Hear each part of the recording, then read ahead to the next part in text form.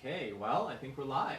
And so welcome everyone who might be tuning in to the first of potentially several Facebook Live events hosted by the Thunder Bay District Health Unit on the topic of cannabis. And tonight's topic is cannabis edibles.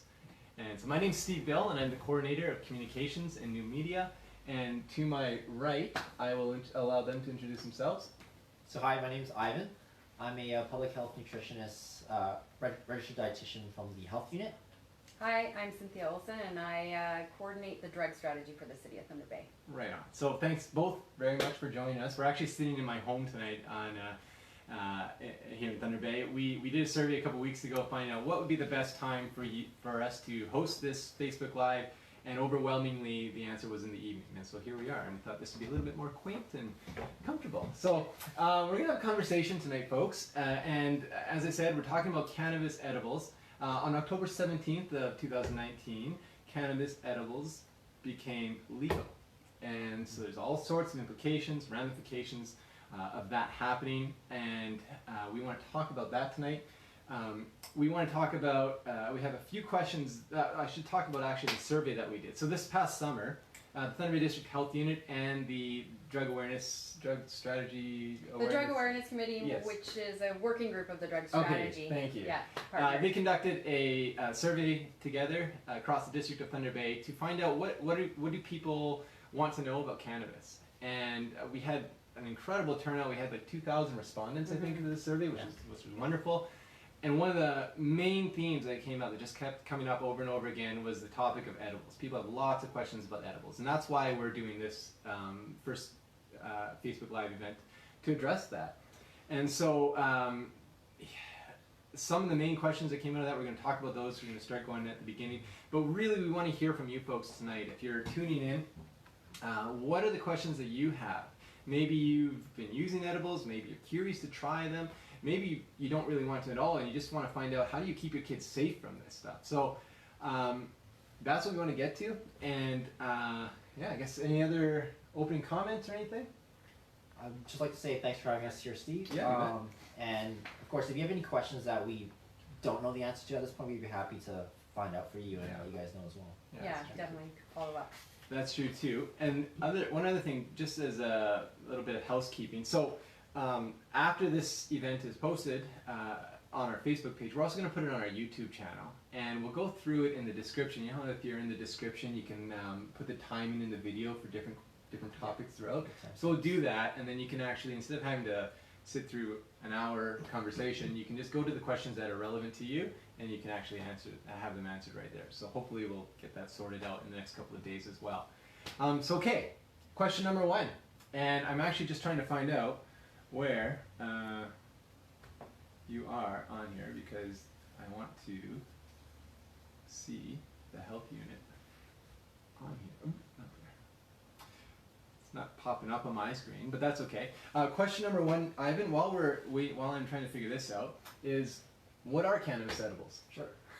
Awesome question. That's why we're here today. Edible cannabis is basically anything in terms of like a food product that you would think of in terms of eating. So eating or drinking that would have cannabis inside. So you're looking at, for example, food itself, beverages, or things that have been infused with cannabis. So that can range from baked goods, candies, cookies, even beverages as well. So it's really just your food product or your food with cannabis added inside. Okay, so that's easy enough. Question number two then, I guess we're going to push to you, Cynthia. Why did they decide to legalize this in the first place? Well, a few years ago, the federal government actually established a task force to look at proposing a framework for the legalization of cannabis, and they actually recommended that they not only legalize cannabis, the dried product, but that they also give an option for the edibles, to help meet the government's mandate, which was to take the sales away from the illicit market, right, and to ensure that others actually had a wider range of products that they could purchase. Okay, yeah, that makes sense. So we've already got a question here. This is from Rhonda, and Rhonda says, hypothetically speaking, of course, for small business owners in the food industry, how do you see cannabis edibles feeding into our future? So if you are a restaurant, a caterer, if you're in the food business, you know, I guess I'll ask you this question: how do you foresee this happening or rolling out? So my understanding at this point is that current stipulations are that you cannot serve cannabis in dishes at a restaurant per se, because it's hard to control, for example, how much cannabinoids are in the food itself. It's certainly very interesting because out in the West, I know like in other provinces, I don't want to say it's more lenient per se, but there's more availability of that. So I do think potentially there might be a demand for that, and based on changing legislation, I don't know if you maybe add afterwards, there might be potential for that. Okay. Yeah, my understanding is similar, that right now that the only place that you'd be able to purchase will be either online through the Ontario Cannabis Store or in the storefronts that are established across Right. Ontario, and that the sale isn't permitted in other areas. But I certainly see what you said. Yeah. If there's demand, if legislation changes, they may shift to allow for those types of activities. In those markets where cannabis is already legal, and it has been for a couple of years, like Colorado, things like that, are there? Do you know of restaurants in the food industry and how it's been incorporated into that at all? Yeah, I've come across many case studies where a lot of cannabis extracts are used in food, for example. Yeah. The production of, for example, cannabis butter, cooking oils and whatnot, they're used in some states in the U.S. Okay. Where there's restaurants that actually serve these products. So they have incorporated them in the States, and it seems as though it really is based on people's preferences, demands, Sure. whether that would kind of dictate what So- it's legalized for. So what you're saying is it's probably going to happen, but it'll be down the road, much further. Definitely, I think it will be down the road. Yeah. Yeah. A couple years probably. One of the survey questions that came up, and it's just a general, thanks Rhonda for your question, but one of the survey questions that came up and can really help get the ball rolling here is what will edibles look like? And I know it's sort of backtracking, we've already jumped a bit ahead, but maybe you can speak to that. So go ahead. Yeah, so edibles, I think I can kind of break it down into two, two different categories. One is if you purchase it from the online cannabis stores, they will be packaged in a specific way. So it's going to be plain packaging, it's going to be child resistance packaging. So in essence, you won't necessarily see the product itself. And from my understanding is it can't be marketed to children as well. So you might not see, for example, colorful gummy bears and different animals per se, because that would be quite appealing in a sense. So that'd be one side on if you do purchase from for example, the online store. The other side is if you do make your own at home, Right. then it would just resemble your daily food, for example, baked goods, cookies, brownies, and things like that. Yeah. Yeah. This is another sort of good question related to this food topic. What are this is coming from Robin Lance? What are food interactions with cannabis that can increase risk? For sure. So that's a very interesting one. In itself, like edible cannabis, the way that it gets digested is very different from if you were to smoke it or vape it, for example. Okay. Consuming edible cannabis would depend, and the effects of it would depend on, for example, what you just recently ate. But in terms of cooking with it and its interactions in terms of food processing, a lot of that's still unknown. So that's still a lot of research that needs to be done to figure that out. But one interesting case study that I did come across, or a research article I came across, was that cannabis, or edible cannabis, in the form of chocolate of some sort, so like a chocolate brownie or a chocolate bar. Yeah. The study actually showed that detecting specific levels of cannabinoids like THC. Wait, can you explain what cannabinoid Absolutely, yeah. is for me? So cannabinoids are compounds that are found within cannabis. Okay. There's hundreds of them. The two most popular are THC and CBD. Yes, heard those. Yeah. And so maybe we can elaborate a lot. Yeah, maybe actually, I know this is going a little bit away from the question, Robin, you asked, but I think it'd be beneficial for everyone. Sure. If you can elaborate on what is THC, what is CBD. For sure. Go ahead. So THC, on the one hand, is more of a psychoactive compound. Okay. It generally produces the high that most people think, so most people feel. Whereas CBD is, on the other hand, not psychoactive. But depending on the two and the ratios will depend on how you feel by taking the product. So there are two cannabinoids, they have different functions. CBD, for example, has most been touted for helping childhood epilepsy or seizures. Yeah. Whereas for THC, there's been, there's more studies that need to be done, but there's, some studies that show, for example, it might help with pain reduction, it might help with appetite, and things like that. So there are different compounds, they have different effects. Yeah. So based on that, that will determine their effects in edibles and their ratio. Okay, and so they use THC and CBD in edibles. Yeah, usually you pick a particular strain of the cannabis, and the strain will determine the ratio of CBD to THC levels. Yeah. Okay, great. Thank you. Now, did we answer the question? What are food and Oh, sorry, interaction. So back to the chocolate case study, which was really interesting. The research found that if they tested chocolate that had cannabis inside, the levels that they detected might actually be lower than what the actual amount of THC or CBD is in the product. And they're not sure which specific compound is in chocolate, but they're thinking it's the fat content, where because THC and CBD are both fat soluble, when you add them to chocolate, they actually get hidden in the fat, so to speak. And so when they detect it, they can only detect a certain amount of it. So when you, for example, if you have like a 10 milligram serving of edible cannabis of THC, you might actually be getting more than what the label says because they couldn't detect it in the actual product. I see. Interesting. Yeah.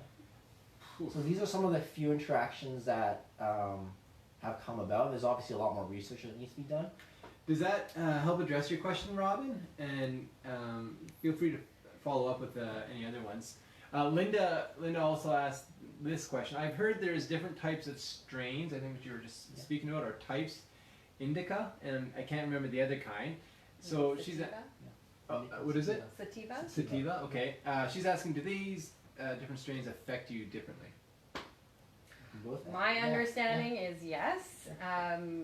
Generally, I've heard indica is a little bit more of a mellow, and sativa is a little bit more energetic. So some people will say things like indica, which are kind of chilled out. Sativa is a little bit more, you maybe are a bit more productive with things. Okay. Oh, that's good. Thanks for that question. I don't know if you can get hybrids. I don't know if they come together. Yeah, you can get hybrids too. But just to add to that, indica generally, because it's more of a mellow, most people take at night. Whereas sativa is more like an energizing, so they take during the day. Yeah. And it is related to like the ratio of the cannabinoids. So, for example, indica, because it's more mellow, it would have a higher CBD content to THC content. Does one? I know, like, there's the old cliche that taking cannabis produces the munchies. Does one produce an appetite more than the other one?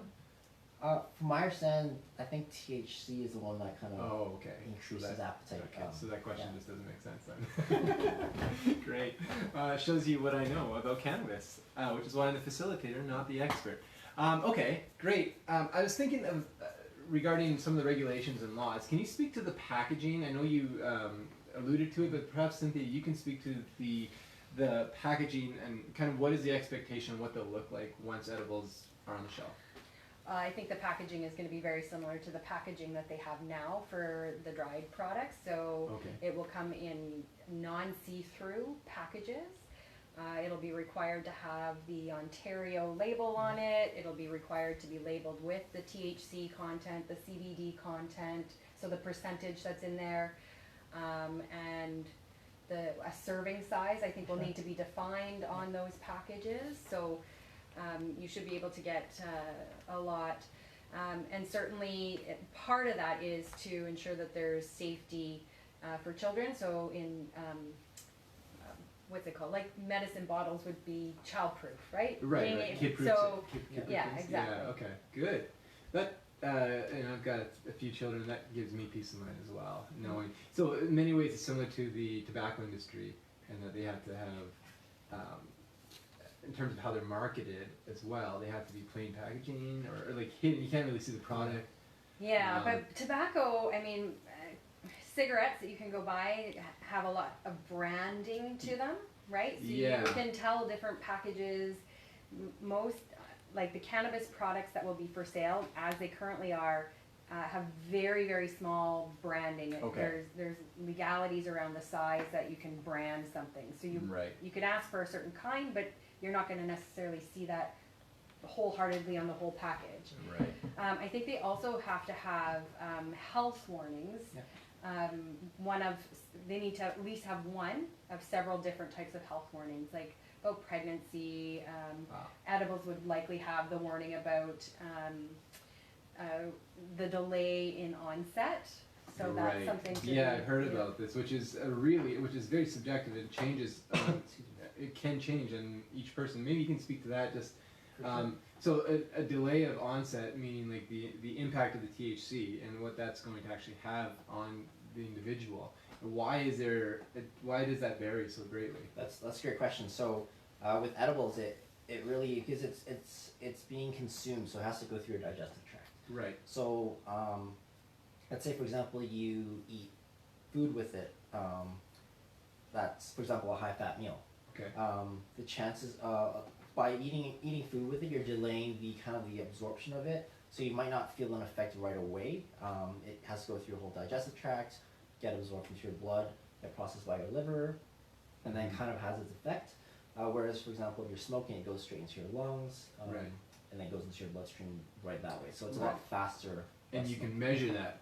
You can actually, repeat that over and over again and say this will have an impact instantly or whatever. For sure. But with cannabis, with edibles, it makes it a lot harder. Because Yeah, and everybody's different based on what you just ate. Yeah. And tolerance levels too must have a Exactly. play, right? absolutely. So if you've used it over a prolonged periods on a day-to-day basis sort of thing, you might develop tolerance, Sure. Right. which requires you to have, consume more or higher concentration to get the same effect. Yeah. So we can anticipate that the warning they'll have will just be sort of a general statement that, be advised that the impact or the effect of the THC may differ on individual users or something to that effect, right? Yeah, absolutely. It'll be about the delayed onset and really about, so just if you don't have a feeling right away, Don't keep keep trying to taking more. consume. Yeah, yeah, consume because more. then that's where you can run into some Yeah. challenges. Yeah. Linda says, or Steve here says, takes faster to hit your bloodstream as it gets absorbed through your stomach and guts. Thanks, Steve, for that. Emily asked this question. I don't want to put you on the spot. You can feel free to say pass. But she says, have any of the people on the panel ever used cannabis or tried edibles? I guess if you want, we can answer that, or we can keep going. Yes. Yeah. Yes. Yeah. Cool. I'm not. I'm not on the panel either. So. Well, you're part of There you our go. Yeah, I group. haven't yet. Yeah. Thanks, Emily, for that question. Linda says, does your body weight make a difference as well? So I guess in terms of the onset of the effects of the THC, will body size matter? For sure. So body size, from my understanding at least, generally those with a larger body, for example, might be able to have a higher tolerance level. Okay. Which is why in children you see that their tolerance levels are a lot less. So, for example, if you ate like a 10 milligram cookie for an adult, you might not feel anything, but for a child, because they're so much smaller, the effect on their body is a lot more pronounced. Ah, okay. Yeah. Which is why it's such a risk for children. Absolutely, yeah. Maybe, before we go any further, so what happens if you do consume too much? Like you said, Cynthia, you don't feel the effects, so you just keep taking it, and then later on, you really feel. What does that look like for a user, typically? Like, what are the ill effects of Well, cannabis edibles? I think it depends. It depends on the individual. Some people Okay. can get really paranoid. Oh, okay. And cannabis in general, even in small amounts, can make some people very anxious, very paranoid. Sure. It can make you pretty lethargic. But is there yeah. nausea that's like physical symptoms as well? I hear like nausea, vomiting, Okay. feelings of like kind of like intoxication. Okay. Yeah.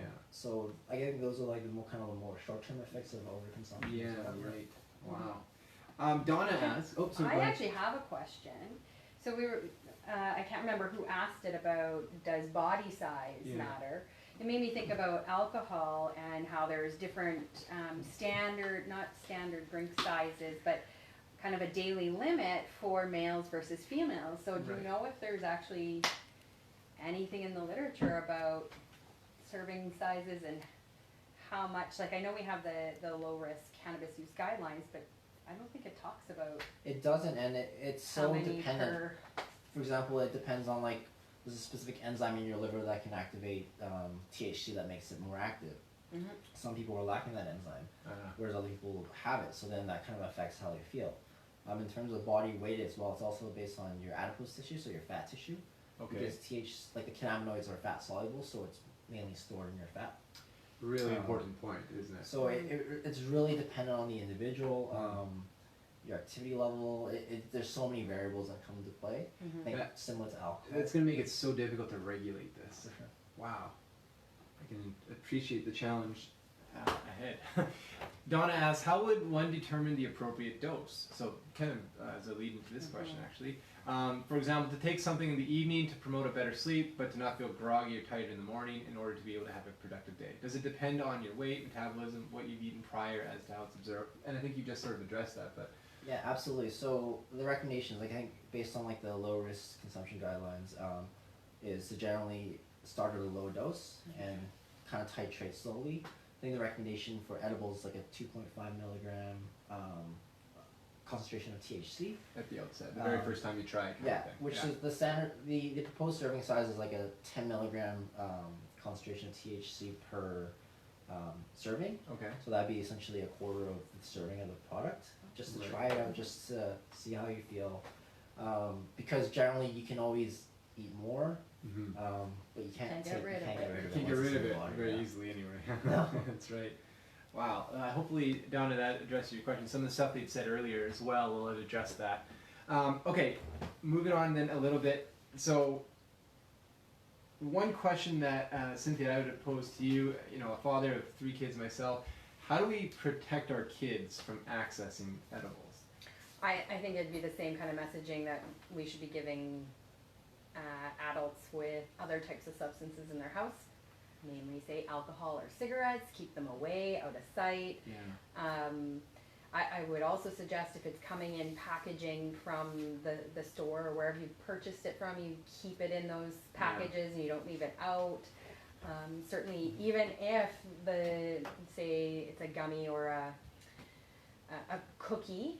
Cookies are pretty, like, that's really difficult to say. Absolutely. We're not marketing to Right. children. I mean, gummy what's gonna bears. set that? Think of, Yeah, but I don't think they'll ever come in a gummy bear shape. Oh, It I might see. actually just Okay. be A a block gummy. A block of gummy. Oh. That being said, it's still like, hey, that's pretty candy looking. It's, Yes, bright, that's a shiny. cookie. So ensuring that even if you're not using all of it at one time, so if you are somebody who's just trying a quarter of it based on the recommendations, it's your first time, make sure right away you put it away and store it out of reach of children, for Great. Ah, yeah. Yeah. Don't mix it with your other cookies. Right. Yeah. Definitely don't do that. Okay. We're just talking about cookies, brownies, gummies, gummy bears, whatever. In my mind, when I think of edibles, I think of like this kind of baking, junk food type stuff. Ivan, is that the only way you can make edibles, or is there a healthier way? Can you mix it in a salad or something, or? So yeah, there are healthier ways. Like, so if you already decided that you're going to try cannabis and edible cannabis, in the form of like a cookie or brownie or whatnot, generally you're gonna see it's considered more processed. Okay. So your higher saturated fat, your higher salt contents, higher added sugar. So a way of kind of like, in a sense, making it healthier, or a healthier way of consuming it would be to for example, make your own cooking oil with it. So Okay. infuse it in the cooking oil, or possibly as part of anything that's kind of like more fat soluble, so like a butter of sorts. Okay. So those are potential ways, and then cooking, and then salad dressing, like you mentioned, a salad. The oil that you put on a salad could be infused with cannabis as well. Yeah, I imagine cannabis doesn't taste good. Generally, I think some people like the taste of it. Oh, really? So Yeah. Okay. yeah, Okay. like, but I think other people. Yeah, it's because I mean, not could you add superb. cannabis directly to the salad? Like dried Really? cannabis? Yeah, dried cannabis. Well, I think that. Dried the alcohol, right? it might increase your fiber intake, but So, Oh. Linda says tea, so I've heard. Oh, Yeah. that's Yeah. good Tea. to know as well. Yeah. Tea, yeah. one question here from Emily. She said, if a child accidentally ate, say, a half ounce of raw cannabis that they pulled off of a plant, how sick would they get? Oh dear. That's like, do you want to order? I like the bud. I'm assuming Like- that they mean right off the plant. I know if like if it's like a fresh bud. Yeah, let's just say a fresh bud. Well, I know that THC has to be activated by heat, which is Okay. the process of Alright, decarboxylation. So, right. and the bud itself, I don't think would be very active for them. But if you took that bud and like kind of like some people roast it or heat the bud itself, Yeah. that's when it becomes active.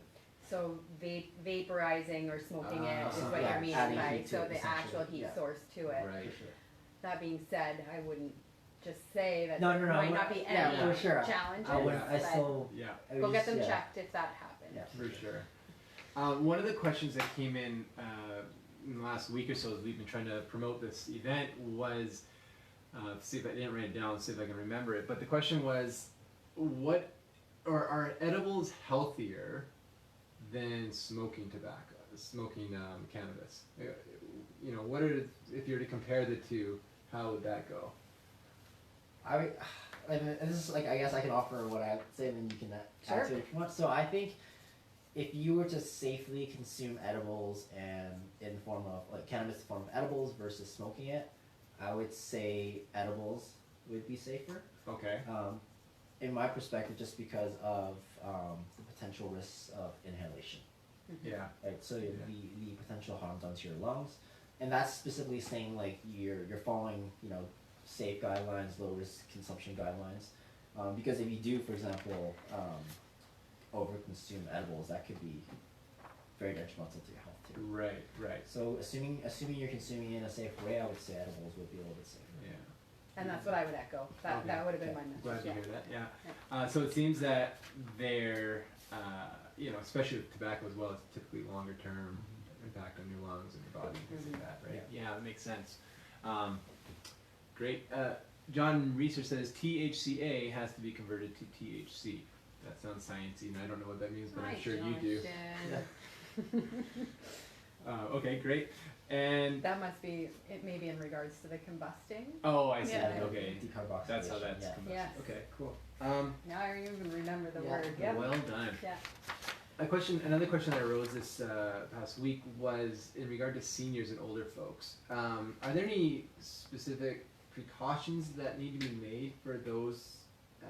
First of all, are there advantages for older people to be taking edibles or be consuming edibles?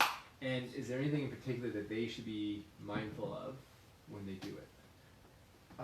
So my understanding is the use of cannabis in seniors would probably most likely be used for like pain relief, chronic pain relief, as well as increasing appetite. Okay. In those regards, Some Um, seniors may just like to do or it as they might well. just like Let's exactly just they say might that. just like they might enjoy the cannabis itself. In terms of safety, I think I would treat seniors the same with youth, just Okay. being safe about Right. things, just because they might be at higher risk for Because of their bodies. and exactly. things like that. Yeah. Sure. And I don't know if you want to add anything to that. Yeah, I would also say, I mean, if it's a senior who has never used cannabis before, same message would go to novice or new users around going slow, start with low doses. I think it's always helpful to make sure that there's others, like if you're gonna try it for the first time, maybe don't try it all by yourself. Not saying that a group of seniors should try it all together either, but really, like just making sure somebody knows Yeah. and that there's somebody who can keep you safe I'm thinking if like things go a little an wrong. adult But- daughter caring for their senior father Yeah. or something who, he's in a lot of pain perhaps, and she's wondering like, how can I help him alleviate that pain? For sure. And maybe this would be a solution. It's possible, but we're also not Yeah, we're not the, 100% the sure. medical Yeah. professionals That's fair. either. Yeah, absolutely. But certainly those were lots of questions that kind of came up In the survey? in the Yeah. survey, and when we were doing kind of the public engagement was about the usefulness for things like pain and for sleep. Right. So down the road, hopefully with another Facebook Live, we'll be able to pull in Speak to that. a medical Yeah, for professional sure. around that. Good. Now that we're in the legal stage of cannibals. You still are not allowed to eat people in Canada yet, right? That's not okay. But edibles, cannabis edibles. Now that we're in the legal stage, and you're here in Thunder Bay, where would you get it? Good question. Right now, the only place you can get cannabis, not cannibals, is through the Ontario Cannabis Store. So we don't actually have a storefront here in Thunder Bay yet. During the first round of lottery that the province did for storefronts, Thunder Bay was not drawn. There was 2 drawn out of, oh shoot, was that not North Bay? Sudbury? Sudbury. Yeah, Sudbury. Yeah. So they got 2 stores, and then they opened up for a second round. And this time in northwestern Ontario, they had 5 regions. So Thunder Bay was guaranteed that they would draw somebody for a store. Once they did that, they had the first name, who was the eligible person to be able to move forward with the whole application process. And they had about 5 people on a wait list that was visible. They had many applicants for Thunder Bay, so there is a much longer wait list. Sure. And that first individual unfortunately was disqualified, as were a few other on the wait list. So it is now bumped down, and it recently went to court. There was a challenge about the lottery system and timing. Long story short, we're still waiting on the next phase. So the proposed location right now is a Red River Road location, and anybody can actually go onto the Alcohol and Gaming Commission of Ontario, the AGCO website, under cannabis, and you can find all this information out. But because of that law, like the legal aspect, they had to redefine, because they paused that process for several of the places. So we're still waiting. I check regularly on when it'll go to public notice, because that's also part of it. There'll be a 15-day period for public notice where the public and the municipality can actually comment on that location. And then should they meet all the criteria, the AGCO can issue the storefront license. There's other process pieces that they'll have to go through. So it's even after that, the storefront license or the retail license is granted, doesn't mean the store will open the next day either. So it's a long process. It could process. be a ways away yet, hey, for this happening. Wow. Okay, I've seen that there are a lot of comments, and they're not showing up on here, but they're saying that there's 36 comments on here. So I'm just going to refresh it, maybe. Yeah. Well, I tried that. Well, while you do that, Steve, I just wanted to add. I just had a thought about the seniors. Sure. Question that you asked. I think something that's also very important is making sure there's no drug interactions. Yes, I good know one. with seniors, they tend, not always, but they tend to have a higher number of different drugs going on. Right. So cannabis can or potentially could interact with some of those. So just to be mindful, always check with your doctor, always be safe. Yeah, or your such pharmacist. Yeah. Valid point for sure. Yeah. Okay, let's see here. Those who are asking questions, I apologize if I haven't seen it. It's not that I'm ignoring it, it's because it's not actually showing up. Steve just wrote a minute ago, right in the heart of downtown where it was not noted on that fancy proposed map. Okay. Steve, it seems you know a lot about this topic as well. Well, I think the map that he's referring to is at the city level. It was brought to council around the development of a policy for responding, because the municipality itself has an opportunity to respond, and so the city did approve a cannabis retail store policy, okay. and part of that was the development of a map that we wanted to ensure that storefronts met the criteria for retail zone, and then we're outside of 150 meters of identified sensitive use areas. So the province itself has identified that all storefronts must be with more than 150 meters away from a school. okay. And so many municipalities have taken this stance on developing a policy and have identified other sensitive use areas, it doesn't mean that the store will or will not be granted. So I can't remember the gentleman's name, you said, was it Steve? Steve, yeah. Steve was indicating that I think the Red River Road location does appear based on the map to not meet the criteria. It would be within 150 meters of what's identified as a sensitive use. So generally the city would then look at it and make a comment saying it doesn't meet our policy, but we would comment to the Alcohol and Gaming Commission of Ontario, and they're the ones that make the ultimate decision. Oh, So they could sort of still like- say, we don't agree with that, and Yeah. we're still gonna issue the storefront license. I Yeah. see. Okay. Yeah. So, as it stands right now, though, there's nobody in the running, or potentially Well, at this point. they are, so this is the next person, but we I haven't see. seen, But they haven't shown any.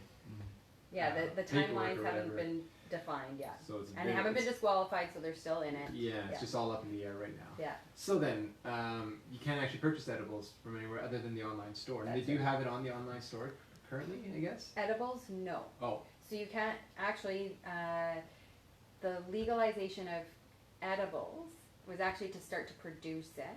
And you have to, as a storefront, whether you're the online store or the actual store, brick and mortar storefront, apply to sell the products in your location and have to have 60-day notice.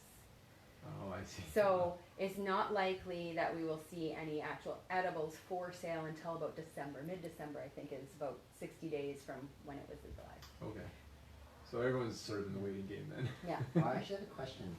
Let's just say, like, in Ontario that's the case. What other provinces? What if you purchase from other provinces? So you're absolutely allowed to purchase from other provinces as long as you still meet the criteria. So let's say hypothetically, you can purchase in another province and you only have to be 18. Right. There are some provinces that have done 18. Yeah. So I'm 18 and I go to another province, I purchase. It's legal there for me to do. I still must follow the rules around where you can consume in that province. If I take that cannabis back to my home province in Ontario, you have to be 19 to purchase. I am now no longer legal to have cannabis. Mm. So you have to be mindful of the transportation. That being said, we are adults, we would be legal in any province in Ontario. If you went to Manitoba, I don't know if edibles are legal there, like what their whole process provincially is. Right.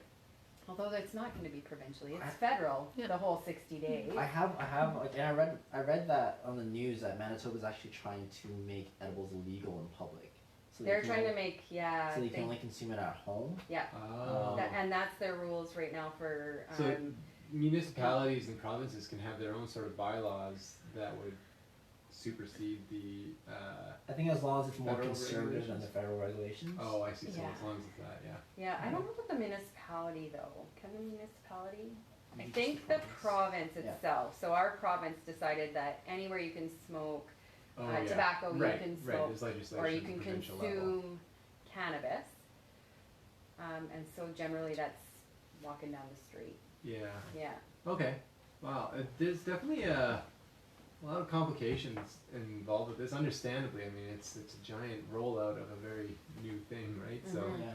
I know that legalization of cannabis as a whole is only a year old as well. And we're still Yeah. trying to figure that out. So, one of the there's a documentary I watched actually on Netflix just earlier, and it's Rotten is called it's a series on Netflix, and it's just different food areas. And one of the last episode of the season was on edibles, and one of the things they talked about was that in Oregon, children showing up in the ER jumped because of consuming edibles jumped 30% in the last between 2017 and 2018. I think that was in Oregon's poison control or something like Yeah. that. They had reported Yeah. that.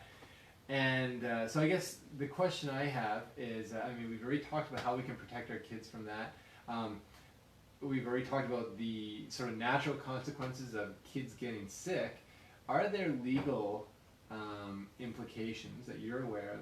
Either one of you, I imagine Cynthia maybe can speak to this possibly, within Canada, if your children consume cannabis? Like, is the parent responsible? What It's a happens really there? good question. I don't have the answer to that, but I would assume that it's fairly similar to if your child showed up accidentally consuming alcohol. Like, I guess they would maybe make a determination if they wanted to report that to Child Protective Services. Yeah. At the hospital level, because So they do have a duty to report. Right.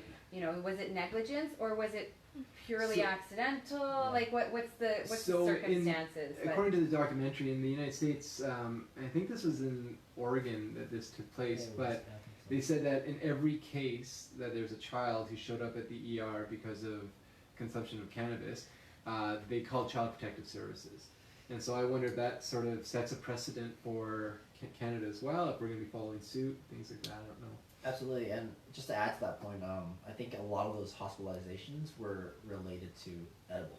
Right, For yeah, sure. that's right, yeah. So like it just kind of shows what we can, like, the precautions we can take. Yeah, Sure. and if nothing else, it should speak to those adults who own edibles to make sure they're doing everything they can Yeah. to protect their kids from accessing them and being able to consume them, right? Yeah.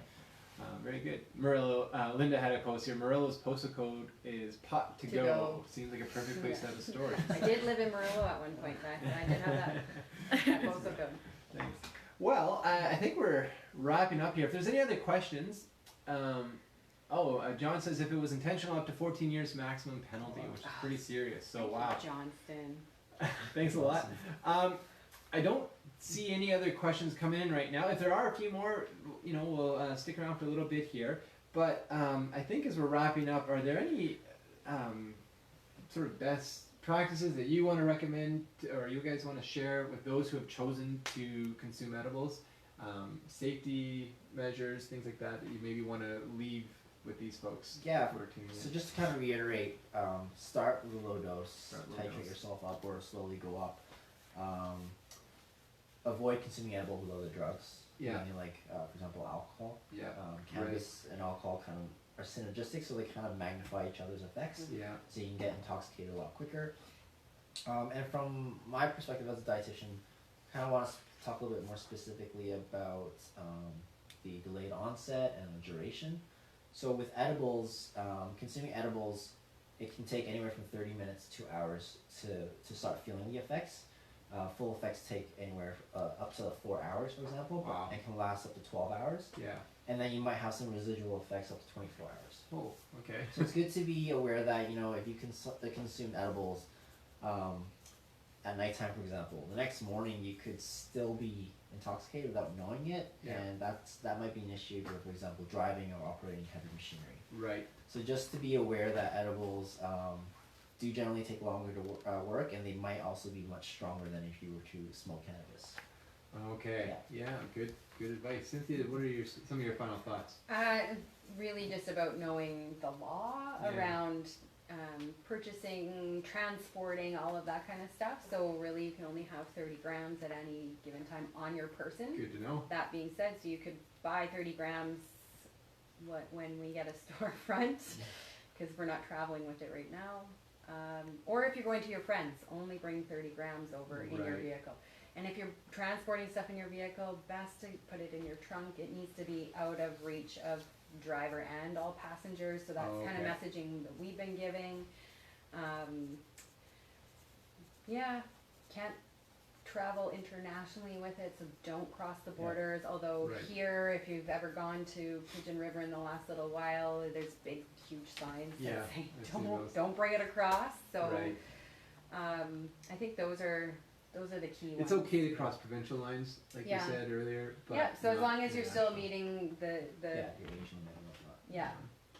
Okay, well, thank you so much, both of you, very much for sharing your expertise and all the knowledge you folks are able to provide. Has just been really helpful for myself, and I'm sure for the many who have been tuning in. Thank you to all those who have tuned in and are able. And we hope that your questions have been answered. you've asked them. Now we hope that they've been answered. And if you do have other questions, by all means, please put them in the comments, and we'll the Thunder Bay District Health Unit will respond over the next day or so. So thank you again. As a reminder, we're going to try to do this again in a couple of weeks. On November 14th, I believe, is our next one. We'll let you know what the topic is in the next couple of weeks. And I guess with that, we're good to go. Thanks so much for joining us. Have a great night, everyone. Thank Bye you. for now. Okay.